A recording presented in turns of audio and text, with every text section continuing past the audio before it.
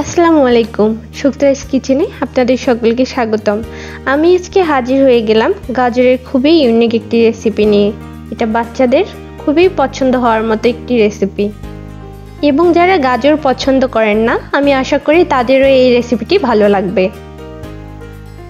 চলুন তাহলে আমরা মেইন রেসিপিতে চলে যাই। এখানে গাজরের ডেজার্ট তৈরি করার জন্য আমি 4টি বড় সাইজের গাজর নিয়েছি। সেগুলোর খোসা আমি খুব ভালোভাবে ছাড়িয়ে নিচ্ছি।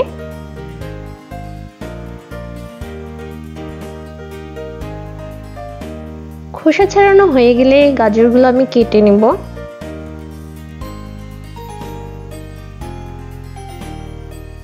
গাজরের টুকরোগুলো আমি প্যানে নিয়ে নিয়েছি আর এখানে আমি 2 কাপের মতো পানি দিয়েছি সিদ্ধ হওয়ার জন্য।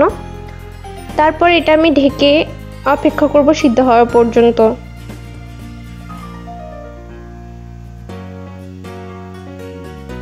আমার গাজরগুলো সিদ্ধ হয়ে গিয়েছে। এখন গাজরগুলো আমি একটা স্ট্রেনারে ঢেলে দিব।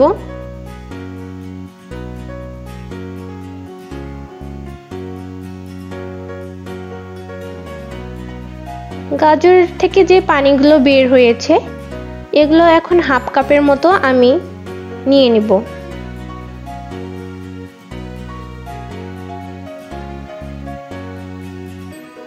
তারপর সিদ্ধ হওয়া গাজরগুলো আমি ব্লেন্ডারে দিয়ে খুব ভালোভাবে ব্লেন্ড করে নেব।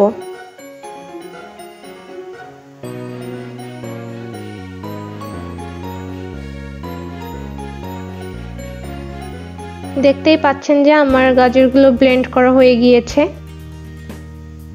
এখন আমি প্যানের মধ্যে গাজরগুলো নিয়ে নিচ্ছি।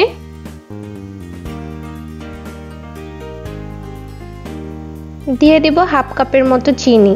আপনারা আপনাদের স্বাদ অনুযায়ী এখানে চিনির কম বেশি করতে পারেন।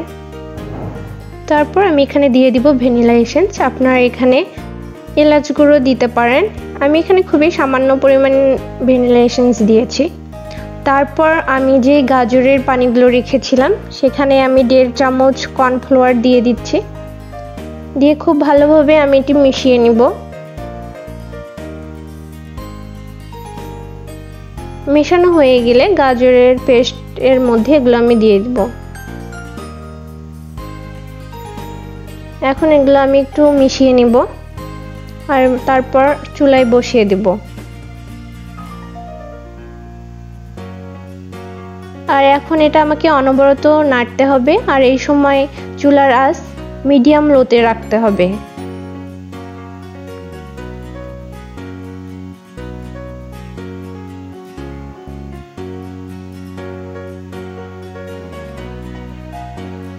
যখন ঘন হয়ে আসবে এরকম তখন বুঝবেন যে আমাদের ডেজার্ট তৈরি করার জন্য রেডি। আমি একটু আপনাদের তুলে দেখাচ্ছি যে এটার ঘনত্ব কেমন হয়েছে। যখন এরকম ঘনত্ব হয়ে আসবে তখন আমরা চুলার আঁচ বন্ধ করে দেব। আমি এখানে 4টি কাপ নিয়েছি এবং এগুলোতে তেল ব্রাশ করে দিচ্ছি। আপনারা যে কোনো এখানে পাত্র ইউজ করতে পারেন।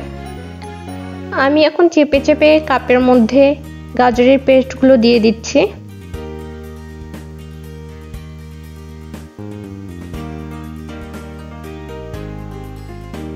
গাজরের পেস্টগুলো দেওয়া হয়ে গেলে আমি এটা 7-8 ঘন্টার জন্য ফ্রিজে রেখে দিব। আপনারা চাইলে সারা রাতও রাখতে পারেন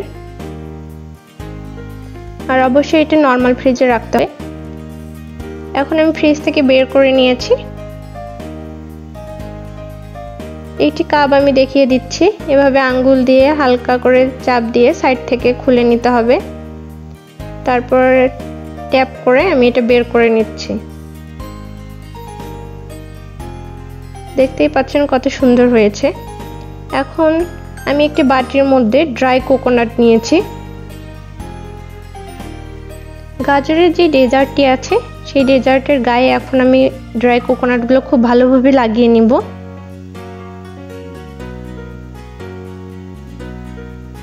এভাবেই আমি বাকি ডেজার্টগুলো তৈরি করে নেব।